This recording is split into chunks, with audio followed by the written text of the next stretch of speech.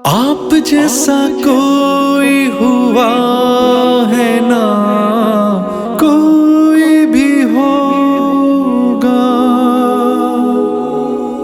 رب کے حبیب تیری ذات ہے مثالی، نبیوں کے نبی تیری شان ہے نرالی، میں تو امتی ہوں اے شاہ امم۔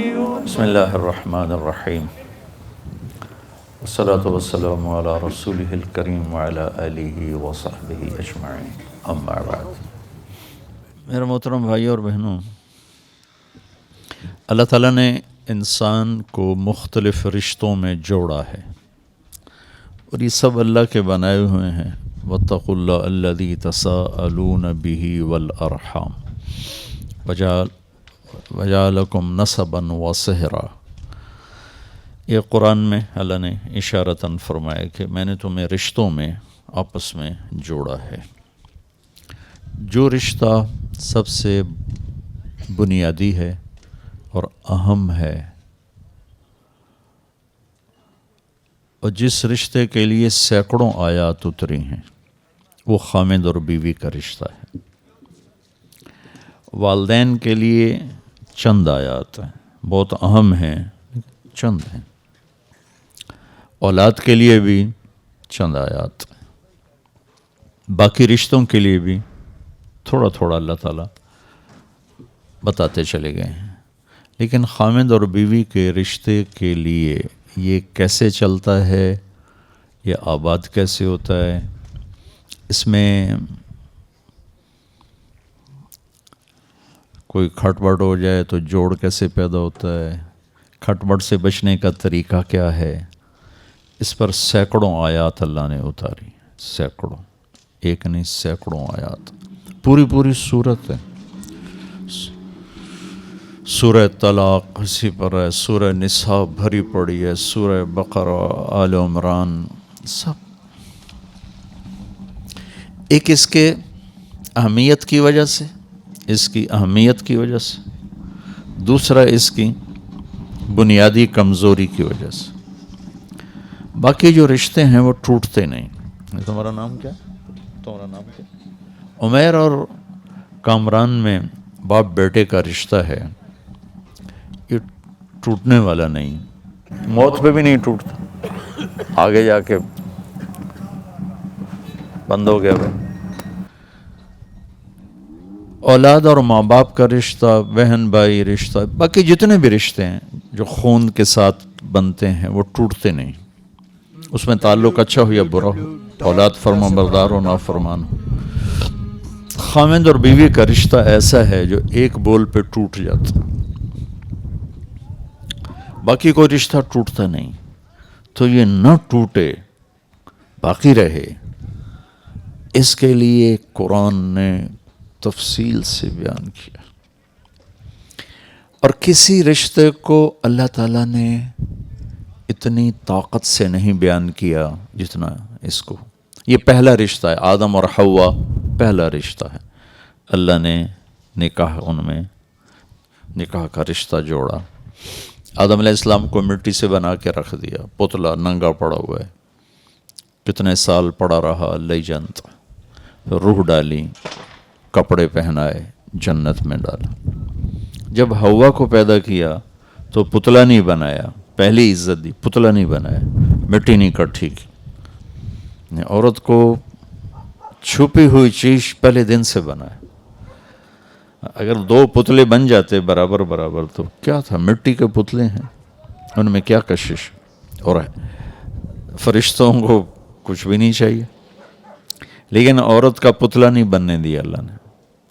آدم علیہ السلام جنت میں چلے گئے، جنت کی نعمتوں کے باوجود تنہائی محسوس فرماتے تھے، تو اللہ نے سلایا، اور سوتے ہوئے اللہ نے حوا کو وجود بخشا۔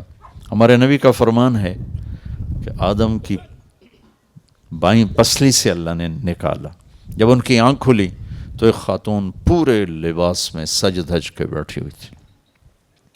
یہ بات تو مشہور ہے، مردوں میں سب سے خوبصورت یوسف علیہ السلام ہے، یہ بات کم لوگوں کو معلوم ہے کہ آج تک جتنی عورت پیدا ہوئی اور آئندہ پیدا ہوں گی ان میں سب سے خوبصورت حضرت حوا تھی. اللہ نے ان کو سب سے حسین بنایا تھا. تو ان میں پہلا رشتہ قائم کیا نکاح کا. ایک انتظار کروا کے دی چیز قدر پیدا کرنے کے لیے، قدر پیدا کرنے کے لیے، اور اس کو شروع سے ہی بہت پروٹوکول دیا. ایک پیغام کہ عورت ہر رشتے میں اللہ اس کے لیے خصوصی رعایت چاہتا ہے، خصوصی معاملہ چاہتا ہے. نکاح ہو گیا تو مہر پہلے دن سے ہی ہے، تو اللہ نے کہا آدم مہر ادا کرو. انہوں نے پوچھا کیا مہر ادا کرو؟ اب جنت تو سونے چاندی سے بھری پڑی تھی، تو کسی چیز کو بھی کہہ سکتے تھے اتنا سونا اٹھا کے دے دو. تو اللہ نے فرمایا کہ تیری نسل میں میرا آخری نبی آئے گا، اس پہ ایک دفعہ درود پڑھ دے، بس یہ تیری بیگم کا مہر ہے. ابھی آپ کی آمد میں ہزاروں سال پڑے ہیں، اور اس سے پہلے ہی ظاہر ہونے میں آمد تو سب سے پہلے ہوئی، ظاہر ہونے میں ہزاروں سال پڑے ہوئے ہیں. ابو ہریرہ نے آپ سے پوچھا متا وجبت لکن نبوہ، آپ نبی کب بنے تھے؟ تو اس کا جواب ہے 40 سال کی عمر، اور کتابی جواب ہے 40 سال 6 مہینے 10 دن، پیر کی رات 21 رمضان، جو تحقیق کے ساتھ. تو آپ نے دونوں میں سے ایک جواب بھی نہیں دیا کہ 40 سال یا 40 سال 6 ماہ 10 دن. فرمایا کہ میں کنت نبیا وان آدم بین الروح والجسد، ابھی آدم کی مٹی اکٹھی نہیں ہوئی تھی، اللہ مجھے نبی بنا چکے تھے. تو اللہ تعالیٰ نے خود یہ جوڑا قائم فرمایا، ان کو جنت میں رکھا، پھر زمین پہ اتارا، پھر نسل انسانی کا سلسلہ چلے. اللہ تعالیٰ نے کسی رشتے کے بارے میں قرآن میں یہ تعبیر اختیار نہیں کی کہ یہ میری نشانی ہے. جیسے اللہ کہتا ہے ان فی خلق السماوات والارض، یہ آسمان یہ زمین، واختلاف اللیل والنہار، یہ رات یہ دن، والفلک التی تجری فی البحر بما ینفع الناس، یہ سمندر تمہارے سامنے، اس میں تیرنے والے جہاز کشتیاں. وما انزل اللہ من السماء من ماء، آسمان کی بارش، فاحیا بہ الارض بعد موتها، پھر زمین کا سرسبز ہونا، وبث فیہا من کل دابہ، اس میں زندگی کا پروان چڑھنا، وتصریف الریاح، موسموں کا ہیر پھیر، ہواؤں کا رکنا چلنا جیسے بھی چل رہی، والسحاب المسخر بین السماء والارض، زمین آسمان کے درمیان بادلوں کا کھڑے ہونا، لآیات لقوم یعقلون، یہ بہت بڑی بڑی نشانیاں ہیں جو اپنی عقل کو استعمال کرے گا. یہ ایک طرز ہے قرآن کا، اللہ اپنے وجود پر ان چیزوں سے دلیل دیتا ہے. تو ایک جگہ اللہ نے عجب طریقے سے نا دلیل دیے اپنے، من آیات ہی، تیرے رب کی بڑی نشانی ہے، ان خلقکم من تراب، تمہیں مٹی سے پیدا کی، فَإِذَا أَنْتُمْ بَشَرٌ تَنْتَشِرُونَ، اور تم بیٹھے ہوئے ایک دوسرے کو دیکھ رہے ہو، بنے مٹی سے ہو. ایک آیت چھوڑتا ہوں، اگلی پڑھتا ہوں. من آیاتہ خلق السماوات والارض، میری بہت بڑی نشانی ہے زمین آسمان. واختلاف السنتکم والوانکم، میری بہت بڑی نشانی ہے تمہارے رنگ روپ زبانوں کا الگ ہونا. پھر من آیاتہ منامکم باللیل والنہار، میری بہت بڑی نشانی ہے تمہیں سلا دیتا ہوں، اٹھا دیتا ہوں، دن میں بھی سلاتا ہوں، رات کو بھی سلاتا ہوں، پھر اٹھا دیتا ہوں. وابتغاءکم من فضلہ، اور تمہارے لیے زمین میں رزق بکھیر دیا ہے، تم چنتے پھرتے ہو، چگتے ہو، اٹھاتے ہو، یہ تیرے رب کی بہت بڑی نشانی ہے. من آیاتہ یریکم البرق خوفا وطمعا، میری بہت بڑی نشانی ہے بادلوں کی گرج، بجلی کی چمک، کڑک، پانی، بارش. من آیاتہ ان تقوم السماء والارض بامرہ، میری بہت بڑی نشانی ہے کہ زمین آسمان قائم ہے، قائم ہے. یہ کتنی بڑی تیرے رب کی نشانی. اب اس میں نے ایک آیت چھوڑ دی تھی، ان آیات کے ترجمے کو سن کر آپ کا میرا ذہن یہ ساتھ ساتھ چل رہا ہوتا ہے، ہاں واقعی بہت بڑی نشانی، بہت بڑی نشانی، یہ سمندر بڑی نشانی، آسمان بڑی نشانی، زمین۔ اب ایک آیت میں پڑھنے لگا ہوں جس کی طرف بہت کم ذہن گیا ہوگا کہ اللہ کہہ رہا ہے یہ بھی تیرے رب کی بہت بڑی نشانی۔ من آیاتہ ان خلق لکم من انفسکم ازواجا لتسکنوا الیہا وجعل بینکم مودۃ ورحمہ ان فی ذلک لآیات لقوم یتفکرون۔ سب سے طاقتور لفظ استعمال کی، میری بہت بڑی نشانی ہے کہ میں نے تمہیں خامند اور بیوی کے رشتے میں جوڑ دیا۔ اس کو اللہ اپنی نشانی قرار دے رہا ہے کہ میں نے تمہیں خامند اور بیوی کے رشتے میں باندھ دیا، جمع کر دیا، جوڑ دیا، اس میں سکون رکھا، اس میں محبت رکھی، اس میں ہمدردی رکھی۔ اس میں جو غور و فکر کرے گا تو وہ سمجھے گا کہ یہ رب کی بہت بڑی نشانی ہے۔ اور ہمارے صرف بر صغیر کی بات نہیں، پوری دنیا اللہ نے پھرائی ہے، پوری دنیا میں یہ رشتہ بری طرح مسلا گیا ہے، بری طرح۔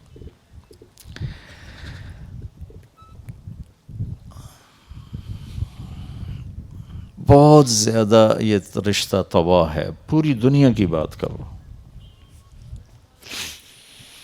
جتنے رشتے ہیں ان سب کو نبھانے کا ایک اصول ہے، ایک اصول ہے، ایک اصول ہے، ایک اصول، وہ ہے میرے نبی والے اخلاق، میرے نبی والا طریقہ زندگی۔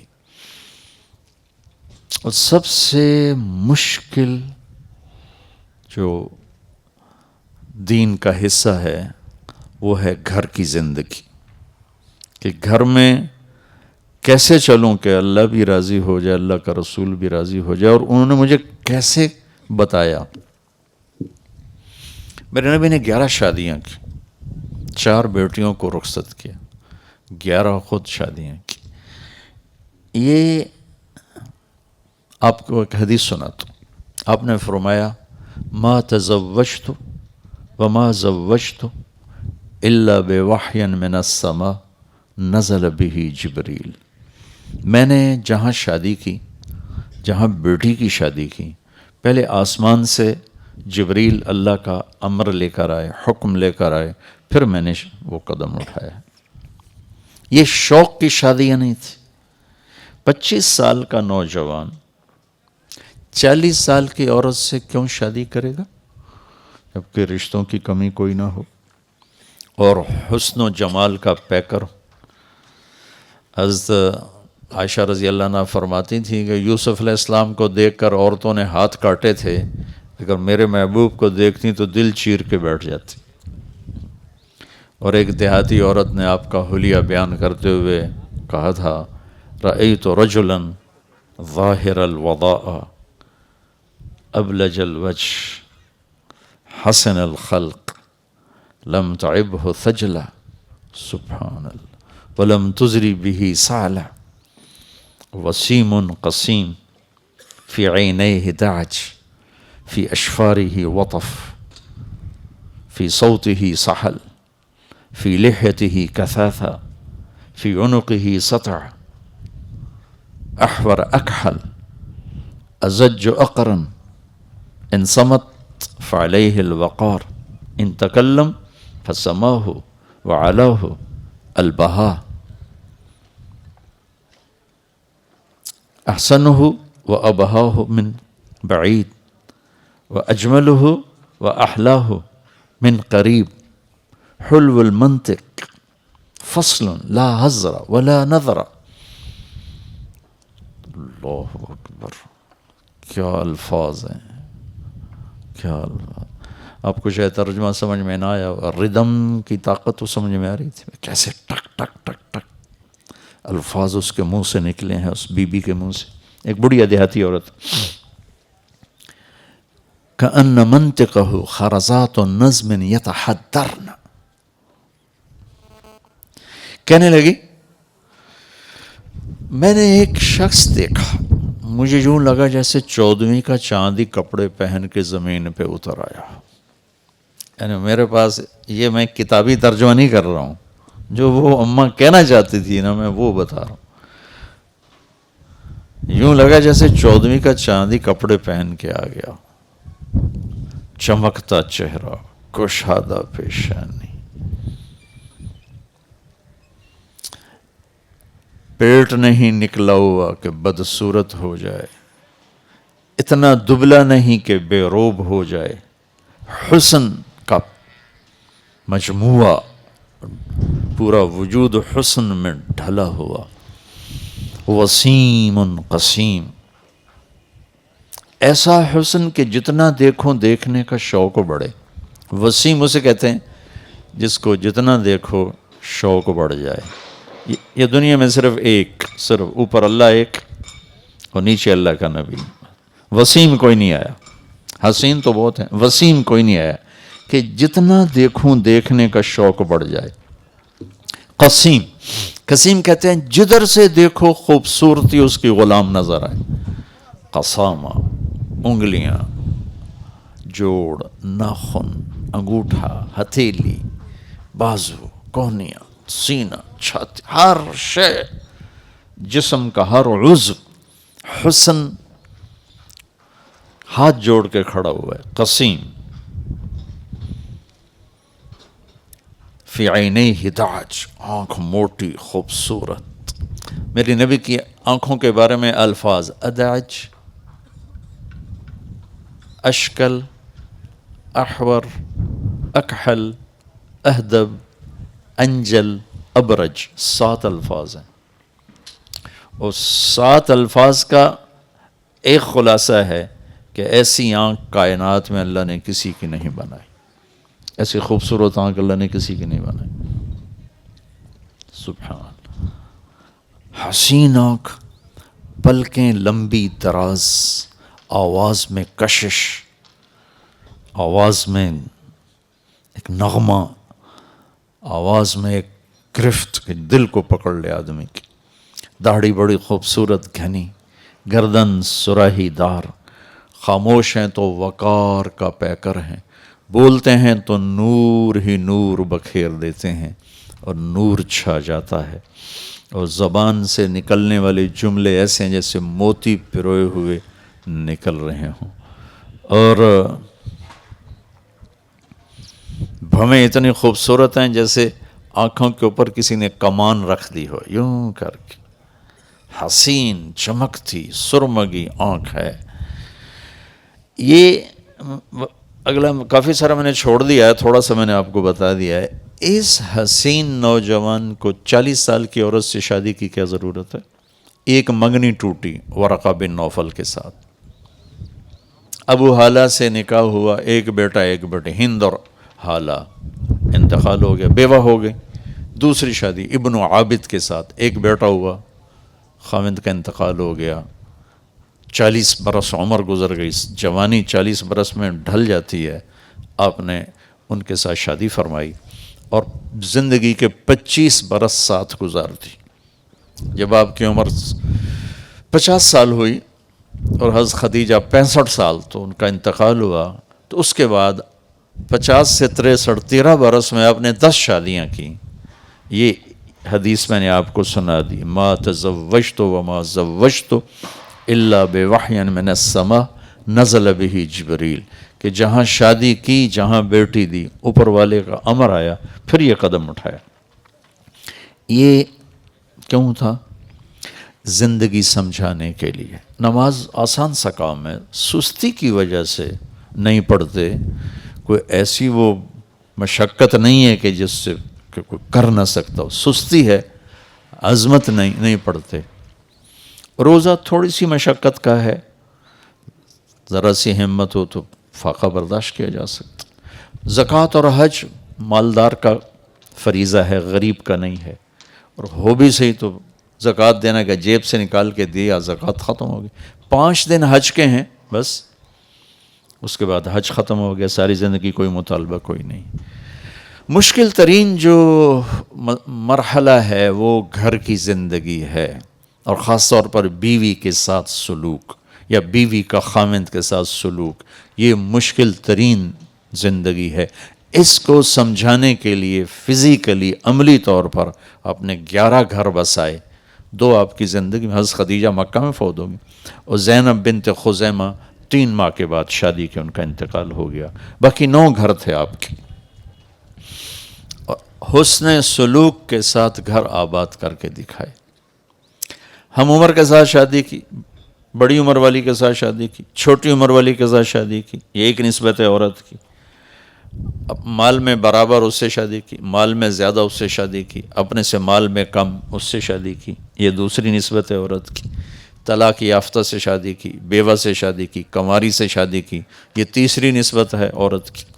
اپنے خاندان میں شادی کی، اپنی قوم میں شادی کی، قوم سے باہر شادی کی، یہ چوتھی نسبت ہے عورت کی. یہ چاروں نسبتوں میں آپ نے گھر آباد کر کے دکھائے. حضرت خدیجہ بیوہ ہیں، حضرت عائشہ کنواری ہیں، اور حضرت زینب بنت جحش مطلقہ ہیں. نہیں، حضرت خدیجہ مال میں زیادہ ہیں، حضرت سودا مال میں برابر ہیں، حضرت جویریہ مال میں کم ہیں، یہ دوسری نسبت ہوگی.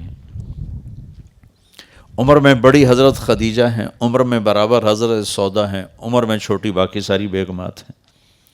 اپنے خاندان میں ام حبیبہ، خدیجہ، ام سلمہ، حفصہ، یہ ساری اپنے خاندان میں شادی. قریش میں شادی کی. قریش سے باہر شادی کی، جویریہ بنی مستلق سے ہیں، میمونہ وہ ہلالیہ ہیں، بنو ہلال سے ہیں. پھر قوم سے بھی باہر شادی، عرب سے باہر شادی کی. حضرت صفیہ یہودی خاندان سے ہیں، بنو قریظہ. تو جتنی نسبتیں عورت کی بن سکتی ہیں، ہر نسبت میں شادی کر کے زندگی گزار کے ہمیں طریقہ سکھایا ہے. بھائیو، میں آپ سے عرض کروں گا، اپنے نبی کی زندگی پڑھو اور قرآن پڑھو اللہ کے واسطے. ہم بہت دور ہیں اللہ کی کتاب سے، اور بہت دور ہیں اپنے نبی کی زندگی سے. خود پڑھو. میں تو ہر بیان میں کہتا ہوں خود پڑھو، آپ کو پتہ چلے گا زندگی گزارنی کیسے. تو نبی والے اخلاق ایک ایسا سرمایہ ہے جس سے ہر رشتہ خوشگوار ہو جاتا ہے، ہر رشتہ خوبصورت ہو جاتا ہے. اللہ کی قسم، رشتوں کی خوبصورتی ایسے گھر سے نہیں ہے، اور وہ کماڑی کے جھونپڑوں کے ساتھ نہیں ہے. جہاں میرے نبی والے اخلاق ہوں گے وہ گھر 24 گھنٹے ایسے ہی چمکے گا جیسے ابھی کامران کا گھر چمک رہا ہے.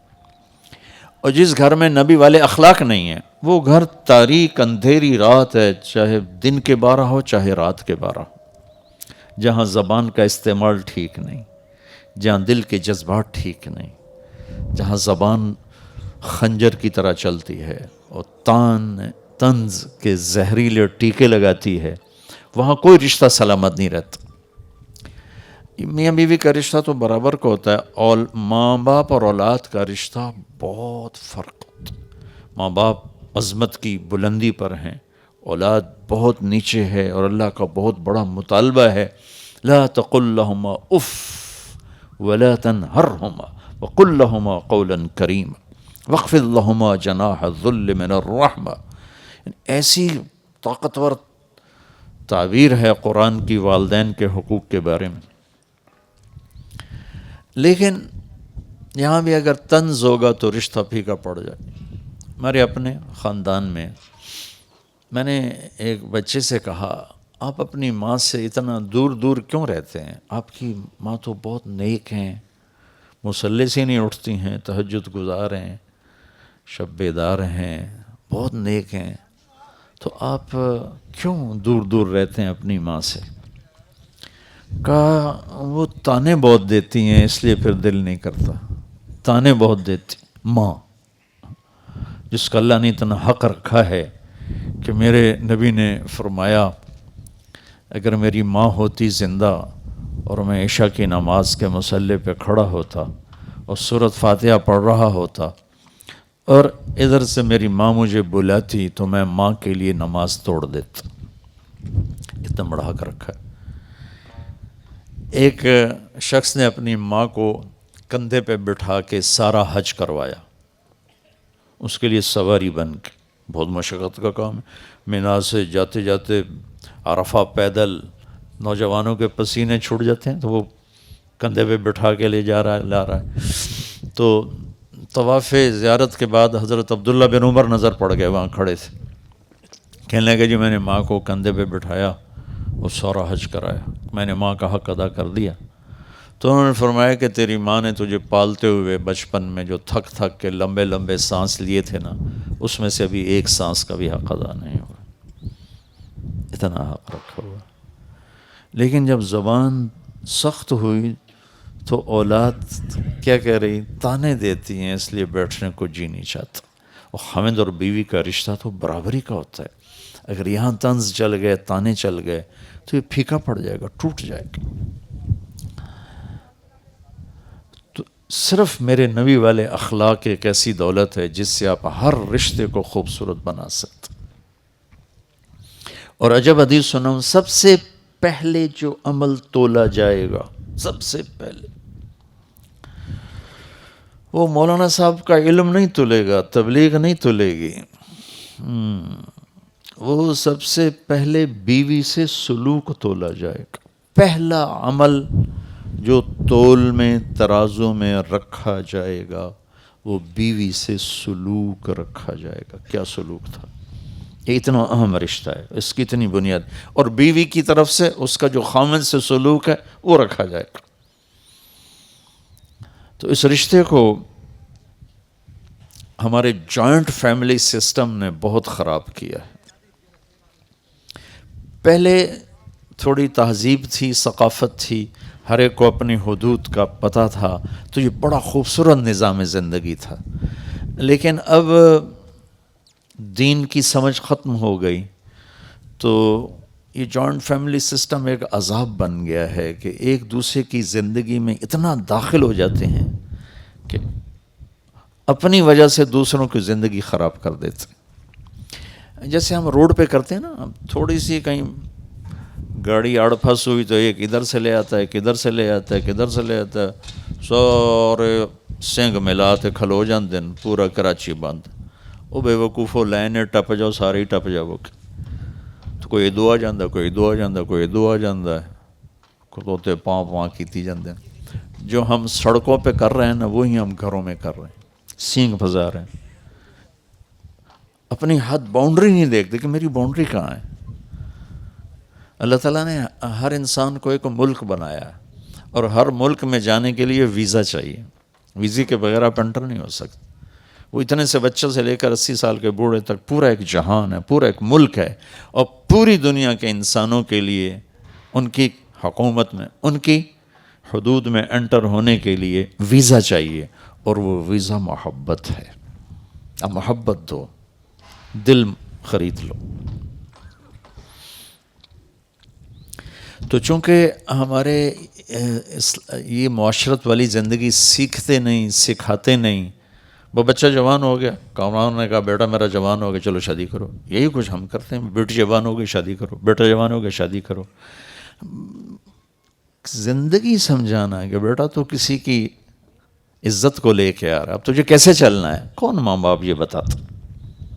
صرف اتنا دیکھتے ہیں کاروبار سنبھال لیا، یا تعلیم مکمل کر لی، یا ہمارے ہاں کے دستور ہیں. کیا کرتا ہے؟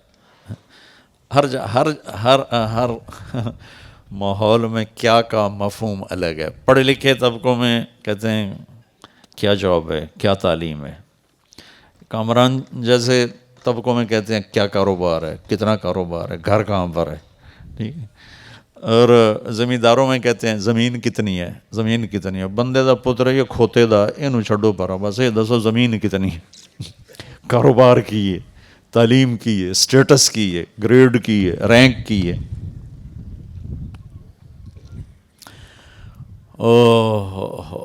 ہماری فیملی میں ایک بہت نیک بچی تھی، بہت نیک. اس کا رشتہ ہوا تو میں نے اس کی خالہ سے پوچھا، وہ ساری اس کو ماسی کہتے تھے. میں کہا ماسی چھور کے ہو جائے، پنجابی سمجھتا میرے، چھور لڑکا، ہماری سرائکی میں کہتے چھور کے ہو جائے. اب میرا سوال سمجھ میں آیا نا؟ ٹھیک. اب جواب کیا ہونا چاہیے؟ ایسا ہے، ایسا ہے، ایسا ہے. وہ کہتی پترو دے 14 مربن. میں نے کیا سوال کیا تھا؟ تو میں نے دوبارہ کہا، میں کہا ماسی چھوڑ کے ہو جائے، کہا پوترو دے 14 مربن، یہ میرا ماحول ہے، یہ میرے ماحول میں یہ پوچھا جاتا ہے زمین کتنی، کامران کے ماحول میں پوچھا جاتا کاروبار کیا ہے، گھر کہاں پر ہے، کتنا گز کا گھر ہے، یہ دیکھا جاتا، انسان تھوڑا ہی دیکھا جاتا۔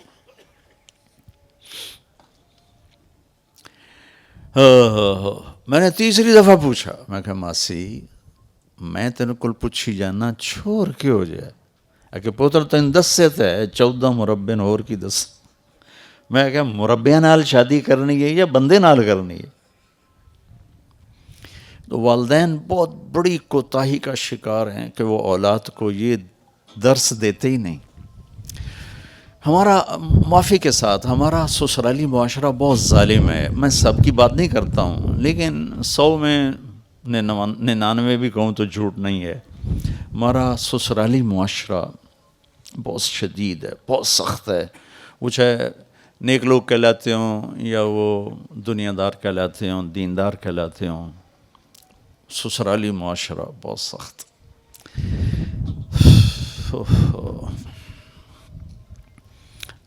نہ سیکھا ہے نہ سکھایا ہے۔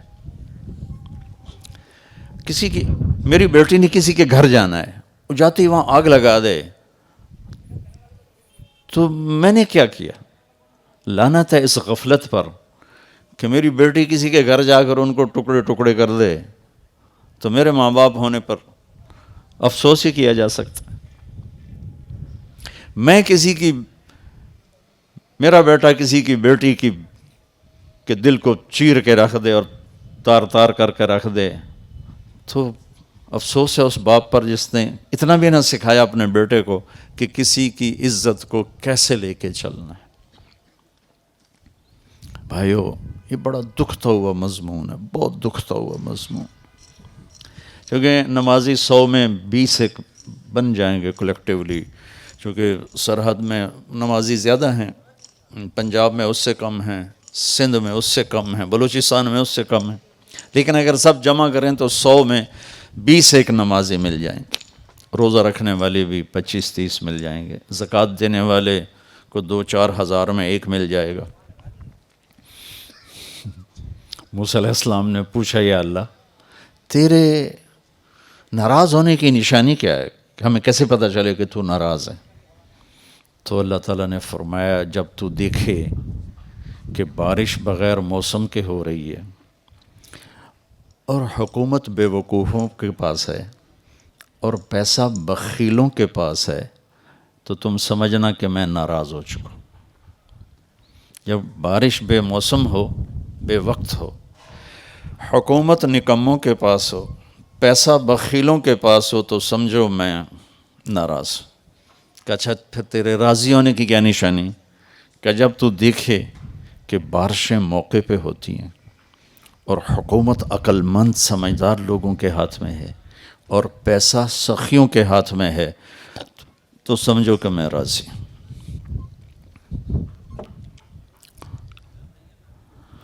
تو 100 میں نمازی 10 15 20 30، بلکہ میں موریتانیہ گیا، غریب سا ملک ہے، 100% نمازی ہیں وہاں، زکوٰۃ دینے والے بھی مل جائیں گے، حج کرنے والے ماشاءاللہ حرم بھرا پڑا ہوتا ہے، عمرہ کرنے والے حرم بھرا پڑا ہوتا ہے، لیکن اخلاق والے ڈھونڈنے نکلو گے تو 1 لاکھ میں ایک بھی نہیں ملے گا۔ 1 لاکھ عورتیں اکٹھی کر لو، 1 لاکھ مرد اکٹھے کر لو، ان میں ایک مل جائے تو مجھے سزا دینا۔ اتنا قحط ہے اس کا، جیسے صحرا ہے، لک و دک صحرا، اس میں سب بس جیسے کہتے ہیں اس تالاب میں سب ننگے ہیں۔ تو اس بد اخلاقی کے حوض میں میرا پورا دیس نہیں، پوری امت مسلمہ اس وقت اس بد اخلاقی کا شکار۔ جس نبی نے بیٹی کے قاتلوں کو معاف کیا، جس نبی نے 21 برس قتل کے منصوبے بنانے والوں کو ایک جملے میں معاف کیا، مکے والے جاؤ معاف کیا، تو ہماری زندگی سے معاف کرنا ہے ہی کوئی، معاف کرنا ہے ہی نہیں، درگزر کوئی نہیں۔ تو اس بچے کو، آپ کو، اپنے آپ کو، آپ سب کو ہاتھ جوڑ کے درخواست کرتا ہوں، اپنے رشتوں کو، ہر رشتے کو آباد کرنے کا ایک ہی سبب ہے، میرے نبی والے اخلاق، میرے نبی والے اخلاق۔ اور اس کو اگر جمع کروں، دو چیزوں میں جمع ہو جائیں گے، ایک زبان کا بول ٹھیک ہو اور ایک دل کا جذبہ ٹھیک ہو۔ زبان سے کسی کے لیے نفرت کا، غیبت کا، طعنے کا، طنز کا بول نہ ہو، اور دل میں کسی کے لیے بغض اور نفرت اور کھوٹ نہ ہو۔ دو حدیثیں سنا کے نکاح پڑھتے ہیں۔ میرے نبی نے فرمایا، معاذ تمہیں سارے دین کا خلاصہ بتاؤں۔ کتنا ہیوی ویٹ لفظ ہے، سارے دین کا خلاصہ بتاؤں۔ ایک نصیحت فرمائی تھی لمبی چوڑی، اس کو پھر وہ پورا دین ہی آپ نے بتایا تھا۔ انہوں نے کہا جی بتائیے، تو آپ نے یوں کیا، مجھے دیکھ رہے ہو، زبان باہر نکالی اور یوں پکڑی، یوں، اور فرمایا معاذ اس زبان پہ قابو رکھنا۔ وہ کہہ لیں گے یا رسول اللہ زبان کے بول پر پکڑ ہوتی ہے؟ آپ نے کہا تیرا بھلا ہو، سب سے زیادہ جہنم میں زبان دھکا دے گی۔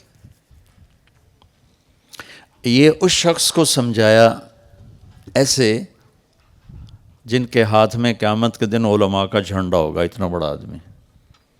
18 ہجری میں انتقال ہوا، 1434 ہجری میں اردن گیا، یعنی آج سے ابھی کیا 39 ہے، 5 سال پہلے۔ تو میں ان کے مزار میں انٹر ہوا تو سارے مزار میں خوشبو پھیلی ہوئی تھی، ان کی قبر سے خوشبو آ رہی تھی۔ 1400 سال سے اوپر گزر چکا ہے، ان کو قبر میں گئے ہوئے اور قبر سے خوشبو آ رہی تھی، پورے کمرے میں مہک تھی، مزار پورے میں۔ اور ان کو یوں کر کے سمجھایا کہ اس زبان پہ قابو رکھنا، اس زبان پہ قابو رکھ لیں۔ اللہ کی قسم اس میں اتنا زہر ہے کہ ساری دنیا کے کالے سانپوں کا زہر اکٹھا کروں تو وہ اتنا شدید نہیں جتنا اس کے اندر کا زہر شدید ہے، اور پوری دنیا کے شہد کے ذخیرے اکٹھے کروں تو اللہ کی قسم ان میں اتنی مٹھاس نہیں جتنی اس زبان میں مٹھاس۔ بس اپنے بول کو پازیٹیو کرنا بنا لیں، بیوی کے لیے، بیوی خاوند کے لیے، ماں باپ اولاد کے لیے، اولاد ماں باپ کے لیے، بھائی بہن ایک دوسرے کے لیے، مالک نوکر کے لیے، نوکر مالک کے لیے، بڑا چھوٹے کے لیے، چھوٹا بڑے کے لیے۔ زبان کا بول خوبصورت بنا لیں، واللہ آپ سے جانور بھی پیار کریں گے۔ انسان تو انسان ہے، جانور بھی پیار کریں گے۔ اور ایک اور حدیث سناتا ہوں، میرے نبی نے کہا، میرے بیٹے انس، میری ایک بہت بڑی سنت، یہ بہت بڑی کا لفظ مجھے اسی ایک حدیث میں ملا ہے، اور بھی کہیں ہوگا مجھے یاد نہیں، اس لیے میں دعویٰ نہیں کرتا ہوں، غالباً کہتا ہوں کہ میرے بیٹے انس، میری ایک بہت بڑی سنت ہے۔ دیکھو یہ داڑھی بھی سنت، یہ پگڑی بھی سنت ہے، سفید لباس بھی سنت، سیدھے ہاتھ سے کھانا بھی سنت ہے، مسواک کرنا بھی سنت ہے، شادی بھی سنت ہے، زندگی بھری پڑی سنتوں سے، لیکن یوں کہنا میری بہت بڑی سنت، یہ یہیں یاد پڑتا ہے۔ پھر فرمایا کہ اگر تو نے اس پہ عمل کیا نا تو تو جنت میں میرا ساتھی ہو جائے گا۔ جنت کا مل جانا بھی بہت بڑی بات ہے، لیکن جنت میں اللہ کے نبی کا ساتھ اور پڑوس ملنا یہ جنت سے بھی بڑی بات ہے۔ تو فرمایا کہ وہ یہ ہے، ان استطاعت، ان استطاعت میں ایک اشارہ ہے کہ مشکل بتا رہا ہوں، آسان نہیں، مشکل بتا رہا ہوں۔ ان تصبح و تمسی، اس میں اشارہ ہے کہ جو بتانے جا رہا ہوں یہ ساری زندگی کرنا پڑے گا، صرف ایک دفعہ کا نہیں ہے۔ جیسے ایک دفعہ داڑھی رکھ لی بس، یہ ساری زندگی کرنا پڑے گا، ساری زندگی، اور زور لگا کے کرنا پڑے گا، آسانی سے نہیں ہوگا۔ کیا ہے یا رسول اللہ؟ وَلَيْسَ فِي قَلْبِكَ غِشٌّ لِأَحَدٍ فَافْعَلْ۔ اللہ اکبر، واہ یا رسول اللہ، رحمت للعالمین ہونے کا کیا ثبوت دے رہے ہیں، واہ یا رسول اللہ۔ آپ نے فرمایا میرے بیٹے، اس دل میں دنیا کے کسی انسان کے بارے میں نفرت نہ پالنا، کھوٹ نہ پالنا، بغض نہ پالنا، حقارت نہ پالنا، اس دل کو پوری دنیا کے انسانوں سے صاف رکھنا، بس یہ میری عظیم الشان سنت ہے، یہ میری عظیم و شان سنت ہے، جو اس پہ عمل کرے گا وہ جنت میں میرا ساتھی ہو جائے۔ تو جو بھی اپنے گھر کو خوبصورت بنانا چاہتا ہے، اپنی معاشرت کو خوبصورت بنانا چاہتا ہے، تو اس کو سونے چاندی کی ضرورت نہیں ہے، اس کو یہ دو باتوں کی ضرورت ہے۔ ایک زبان کا بول میٹھا کر لے، ایک دل کا جذبہ پازیٹیو کر لے۔ ایک صحابی ہیں ابو دجانہ، فرماتے ہیں لوگوں میرے پاس بخشش کا سب سے بڑا عمل یہ ہے کہ میں نے آج تک اپنی زبان سے کسی کو دکھ نہیں پہنچایا اور میرے دل میں کسی انسان کی نفرت نہیں ہے۔ اللہ بھائیو، یہ وہ نسخہ ہے، میں کر لوں آپ کر لیں، ہمارے گھر آباد ہو جائیں گے، ہماری دنیا بھی بن جائے گی، ہماری آخرت بھی بن جائے گی، نیا گھر بھی آباد ہو جائے گا، پرانے گھر بھی آباد ہو جائیں گے۔ انسان کو سب سے زیادہ جو چیز جھکاتی ہے، دیکھو نا، ہم لوگ میری مان کے چلیں، لوگوں پر میرا روب چلے، تم جھک جاؤ، وہ سب تمہاری مان کے چلیں، تو وہ میرے نبی والے اخلاق ہیں، وہ میرے نبی والے اخلاق ہیں، وہ میرے نبی والے اخلاق ہیں۔ یہ تبلیغ اس کو سیکھنے کی ایک خوبصورت محنت ہے، اللہ آپ کو موقع دے، ضرور ٹائم لگے۔ www.darsequran.com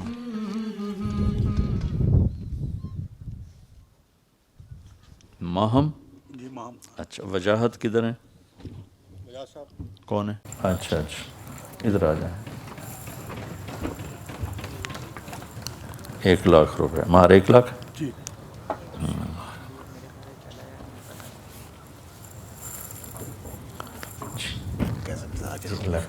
الحمد للہ، بہت شکریہ آپ کے آنے کا۔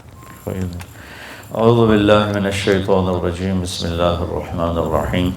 یا ایہا الناس انا خلقناکم من ذکر وانثی وجعلناکم شعوبا وقبائل لتعارفوا ان اکرمکم عند اللہ اتقاکم۔ وقال النبی صلی اللہ تعالی علیہ وسلم اعظم النکاح برکۃ ایسرہ مؤونہ۔ وقال النبی صلی اللہ تعالی علیہ وسلم النکاح من سنتی فمن لم يعمل بسنتی فلیس منی، او کما قال صلی اللہ تعالی علیہ وسلم۔ جی عمیر احمد، ماہم علی خان بنت وجاہت علی خان کو 1,00,000 روپے مہر معجل کے عوض آپ کے نکاح میں دیا، آپ نے قبول کیا؟ اللہم اسد جدہم واجمع شملہم وبارک علیہم واخرج منہم ذریہ صالحہ۔ اللہم اسد جدہم واجمع شملہم وبارک علیہم واخرج منہم ذریہ صالحہ۔ اللہم اسد جدہم واجمع شملہم وبارک علیہم واخرج منہم ذریہ صالحہ۔ اللہم الف بین قلوبہم واصلحہم واصلح ذات بینہم۔ اللہم الف بین قلوبہم واصلحہم واصلح ذات بینہم۔ اللہم الف بین قلوبہم واصلحہم واصلح ذات بینہم۔ اللہم اوزعہم ان یشکروا نعمتک التی انعمت علیہم وعلی والدیہم الہ الحق آمین، وصلی اللہ تعالی علی النبی الکریم، آمین۔ مبارک ہو بھئی آپ دونوں کو، لوگ سائن کرو۔ www.darsequran.com